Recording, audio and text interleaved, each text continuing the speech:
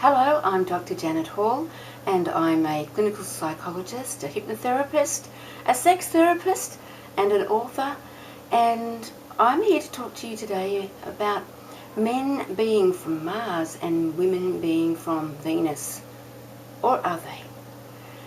I think it helps sometimes to be reminded of the stereotypes, because really, when you're under stress, you do tend to fall back more into being the stereotype. And if you don't believe me, just watch your own behaviour. And I'm going to share with you today a whole lot of material that I got out of the book Men Are From Mars and Women Are From Venus by John Gray. So you might not agree with these, but I think that they do give us a little bit of a grounding for understanding the male-female differences. So in terms of values, men value power, competence. They don't like to be made out to be incompetent. They like accumulating fast things like race cars and sometimes fast women. And men play win-lose. When they compete, it's truly about, I want to be the winner, not the loser. Whereas women tend to value, instead of power, relationships, beauty, feelings. They really like to feel from the heart. And in general, women will tend to lose rather than to have to insist on winning. In Australia, we call that the burnt chop syndrome, where the woman will give everybody else the good chops and she'll take the bad chop because she doesn't want to insist on her right, especially as the cook, to have the best piece of meat. Men want the right to be free. They like to have space. They don't like to be clung to. And a lot of men need to be right. Whereas women want a right. They want the right to be upset. They want intimacy. They want to be validated and understood. We really like to be heard.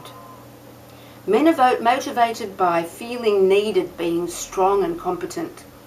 And women are motivated by feeling cherished, being supported and cared about. When men are stressed, their strategy is to go into their quiet cave. And a friend, a male friend, will leave you in the cave because they trust that you know what you're doing and you'll come out when you're finished. Whereas women's stress strategy is to talk things out, and they love to share with friends. And a friend offers advice and help. The greatest fear of a man is to be made to be incompetent and blamed for something.